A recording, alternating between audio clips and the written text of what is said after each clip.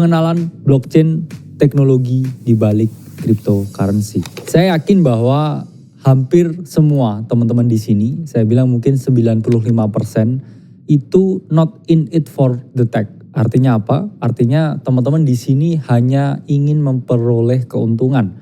Hanya ke sini karena potensi cuan. Saya yakin teman-teman itu tidak memahami atau belum memahami mengenai teknologi blockchain itu sendiri.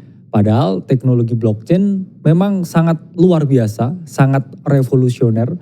Itulah mengapa kita juga harus mengetahui originnya teknologi blockchain. Supaya kita bisa memperoleh keuntungan ketika kita sudah memiliki pengetahuan dan timbul keyakinan atas apa yang kita investasikan. Nah, di sini kita akan membahas lebih lanjut mengenai apa itu teknologi blockchain. Blockchain sendiri merupakan suatu sistem database yang bersifat terdistribusi dan terdesentralisasi. Apa maksud dari terdesentralisasi di sini? Jadi maksudnya ini berlawanan dengan sentralisasi. Sentral itu pusat, satu. Yang mana kalau data ini tersentralisasi, itu artinya data ini hanya disimpan di dalam satu sumber penyimpanan saja. Dan bedanya dengan jaringan blockchain yang bersifat terdesentral, ini data itu didistribusikan ke dalam komputer-komputer yang berbeda. Meskipun berbeda, komputer-komputer ini saling terkoneksi. Itulah kenapa disebut interkoneksi. Itulah mengapa dari segi keamanan yang terdesentralisasi ini jauh lebih baik daripada yang tersentralisasi. Mengapa? Karena kalau terdesentralisasi, ini komputernya ada banyak dan komputer yang memvalidasi setiap transaksinya ini ada di berbagai wilayah yang berbeda di dunia. Jadi bedanya nih ya, kalau yang tersentral ini sekali diserang ini pasti langsung kena datanya. Tapi kalau yang terdesentral ini banyak sekali yang mengamankan, yang memvalidasi transaksi. Jadi komputernya ini ada banyak. Jadi lebih sulit untuk diserang daripada ini hanya satu. Nah, setiap transaksi tersebut disimpan dalam masing-masing blok. Itulah mengapa disebut juga dengan blockchain. Karena ini adalah rantai yang menghubungkan setiap blok yang mana transaksi-transaksi tersebut diamankan, divalidasi di masing-masing blok tersebut. Nah, teman-teman udah memahami ya gimana konsep dari blockchain itu sendiri. Nah, ini ada pertanyaan. Kira-kira gimana sistem blockchain ini bekerja?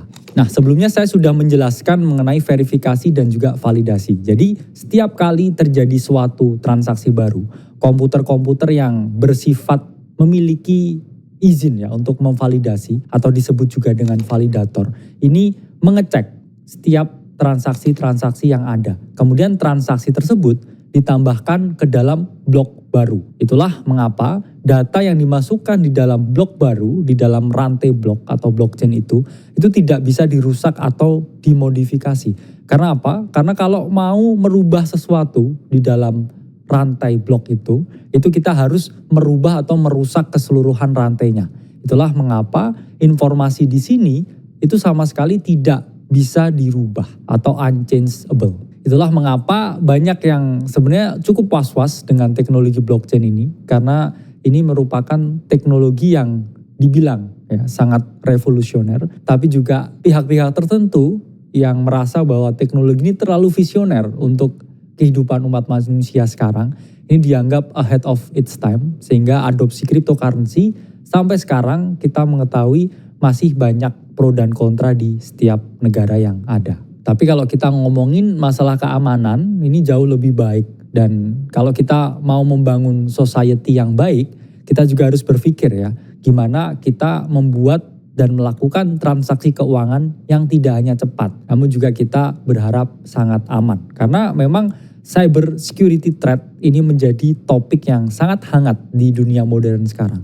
Bayangkan ya kalau kita bertransaksi apapun tapi tidak aman, ya, privasinya tidak terjaga dan bahkan ada kemungkinan bahwa dana yang kita miliki ini diambil dari hacker ya, atau pihak-pihak yang kurang bertanggung jawab.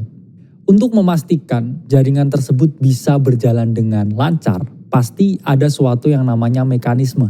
Jadi mekanisme ini merupakan kesepakatan dalam jaringan yang disepakati oleh para stakeholder di dalam jaringan ini untuk tetap menjaga sistem jaringan ini bisa beroperasi.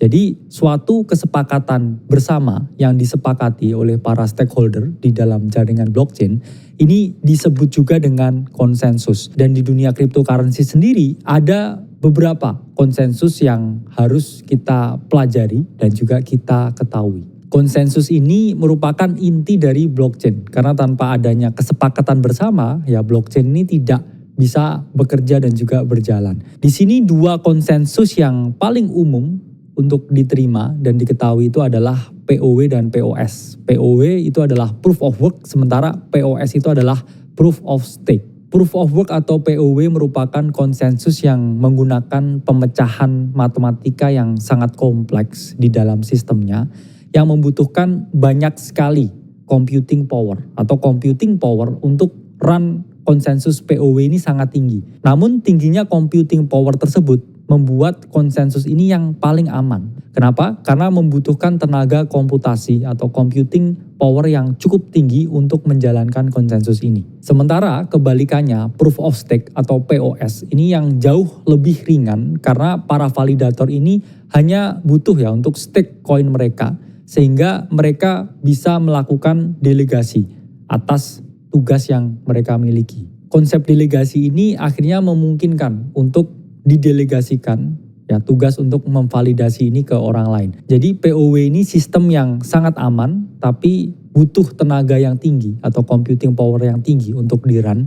Sementara POS ini yang jauh lebih ringan dan juga bisa didelegasikan. Meskipun blockchain ini merupakan teknologi masa depan yang membuat segala transaksi ini menjadi minim manipulasi dan jauh lebih transparan, namun kita menghadapi masalah utama dalam pengembangan teknologi blockchain ini, yaitu adalah masalah skalabilitas.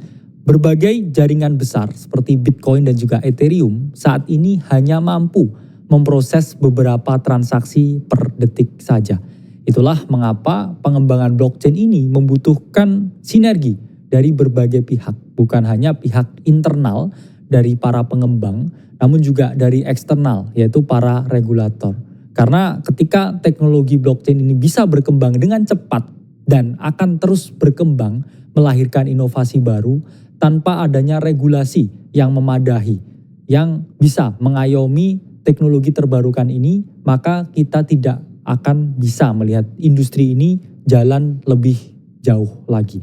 Itulah mengapa dibutuhkan sinergi antara pihak internal dan juga eksternal untuk memastikan teknologi blockchain ini bisa berhasil sampai masa yang akan datang. Jadi kita nggak hanya lihat dari perspektif untung rugi ya, cuan atau enggak. Karena kalau teknologi ini dipakai oleh semua orang, pengembangannya menjadi masif, ya pasti kita akan melihat harga pasar yang juga ikut naik.